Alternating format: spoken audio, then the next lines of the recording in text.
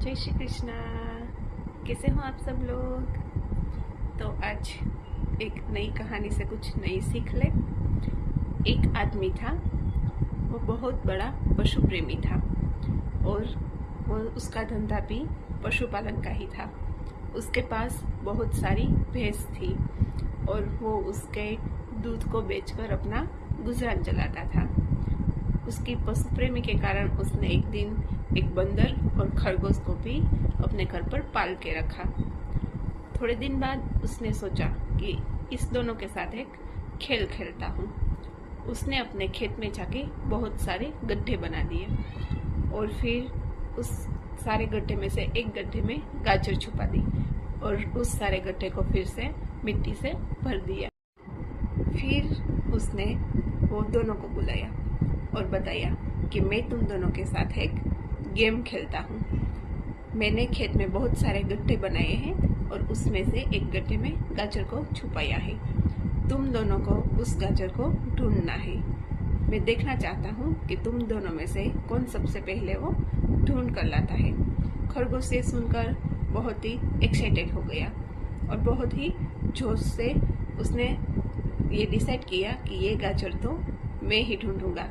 ऐसे बोलते ही वो अपने काम पर लग गया और सारे गड्ढे खोदने लगा। लेकिन बंदर ने सोचा, अरे इतने सारे गड्ढे खोदने में कौन मेहनत करेगा सिर्फ एक गाजर के लिए। इसलिए वो एक गड्ढे पर जाकर बैठ गया और वहीं सो गया। खरगोश ने एक एक करके सारे गड्ढे खोद दिए, लेकिन उसमें से किसी भी गड्ढे में गाजर नहीं मिला। फिर वो जो बंदर एक गड्ढे के ऊपर सो रहा था, उसने उस बंदर को उठाया और बोला कि तुम जरा साइड में हटो, मुझे गाजर ढूंढनी है। फिर वो गड्ढा खोदा तो उसके अंदर से उसे गाजर मिल गया और वो खरगोश वो गाजर लेके सेठ के पास चला गया उसे दिखाने के लिए कि देखो मैंने गाजर ढूंढ ली। तभी बंदर ने सोचा, अरे ये क्या हो गया। अगर मैंने इस एक गड्ढे को भी खोदने की मेहनत की होगी तो मैं ये गाजर निकाल सकता और सेठ की नजरों में बड़ा बन जाता। लेकिन मैं तो यहाँ बैठा रहा, इसलिए अब सेठ मुझे अच्छा नहीं समझेंगे और नालायक समझेंगे कि मैंने मेहनत भी नहीं की गाजर ढूंढने की। तो दोस्तों, हमें इस कहानी से 3 बहुत बड़ी सीख मिलती है।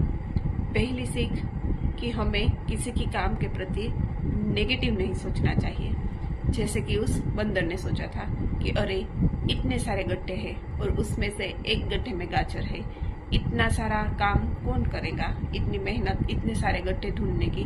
उसने ये नेगेटिव सोचकर उस काम को बहुत बड़ा सोच लिया। दूसरी सीख कि हमें कोशिश तो करनी चाहिए, क्योंकि अगर हम कोशिश ही नहीं करेंगे तो किस्मत भी हमारा साथ नहीं देगी। जैसे कि उस बंदर ने कोशिश ही नहीं की। अगर वो जिस गड्ढे पर बैठा था उसी गड्ढे से खोदना शुरू कर देता तो भी वो जीत जाता, क्योंकि उसी गड्ढे में गाजर थी। लेकिन उसने मेहनत ही नहीं की और बस वहाँ आराम करता रहा। और तीसरी सीख कि हमें बहुत जल्दी हार नहीं माननी चाहिए, क्योंकि हमें नहीं पता है कि हमें कामयाबी कब मिलेगी। कामयाबी तो कभी भी मिल सकती है, लेकिन हमें अपनी कोशिश जारी रखनी चाहिए। हमें 2025 में भी कामयाबी मिलने वाली होती है, या ऐसा भी हो सकता है कि 2030 में भी मिले, ऐसा भी हो सकता है 2032 में भी मिले।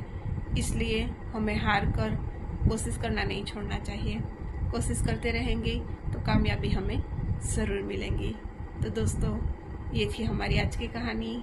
कल फिर कुछ नया लेके आएंगे। तब तक के लिए बाय बाय। जय श्री कृष्णा।